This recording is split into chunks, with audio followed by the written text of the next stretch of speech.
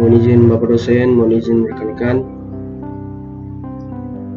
Izin memperkenalkan diri, Madya Praja Maulvi Nazir Ahmad Nur, NPP 31.0795, kelas H6, Prodi Praktik Perpolisian Tata Pamong. Mohon izin Bapak dosen, izin rekan-rekan. Di kesempatan kali ini saya akan memaparkan materi yang telah saya buat dalam bentuk PowerPoint, mata kuliah Sistem Pemerintahan Indonesia. Yang pertama, bentuk negara. Bentuk negara meliputi negara kesatuan, federasi, dan konfederasi. Jika dilihat dari bentuk negara yang berlaku di dunia, maka bentuk negara secara umum dibagi menjadi dua, yaitu satu, negara kesatuan merupakan bentuk negara yang sifatnya tunggal dan tidak tersusun dari beberapa negara yang memiliki kedaulatan, tidak terbagi, dan kewenangannya berada pada pemerintah pusat. Contoh negara yang berbentuk kesatuan adalah negara kita, Indonesia, kemudian Filipina, Thailand, Kamboja, dan Jepang.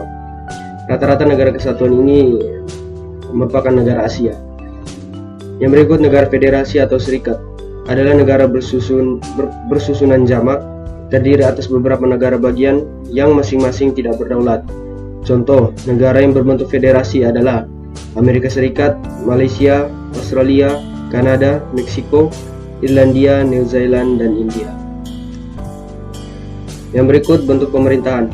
Sebagai negara kesatuan, bentuk pemerintahan negara Indonesia adalah Republik Konstitusional.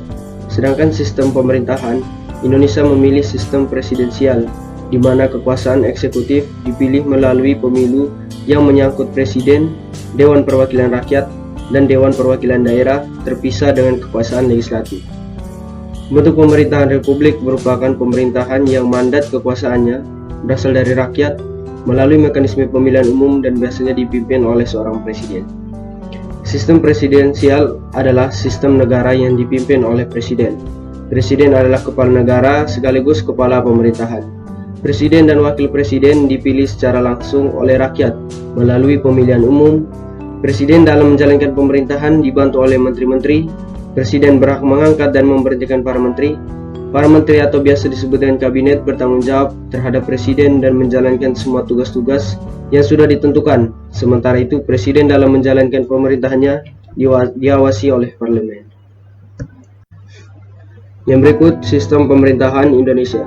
Sistem ialah suatu keseluruhan yang terdiri atas beberapa bagian yang mempunyai hubungan fungsional.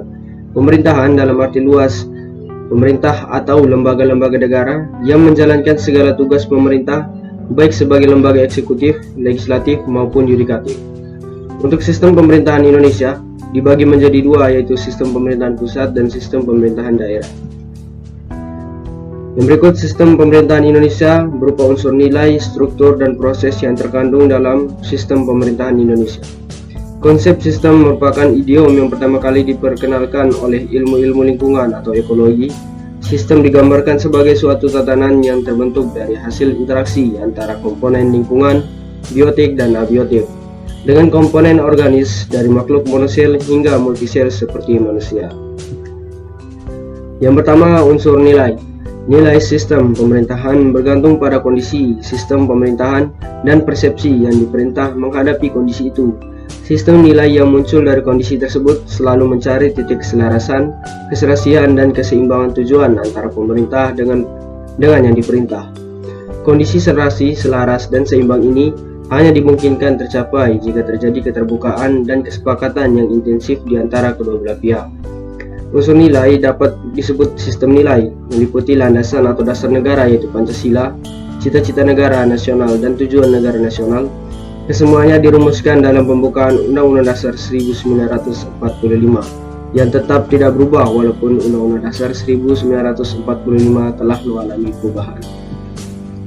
Yang berikut, unsur struktur.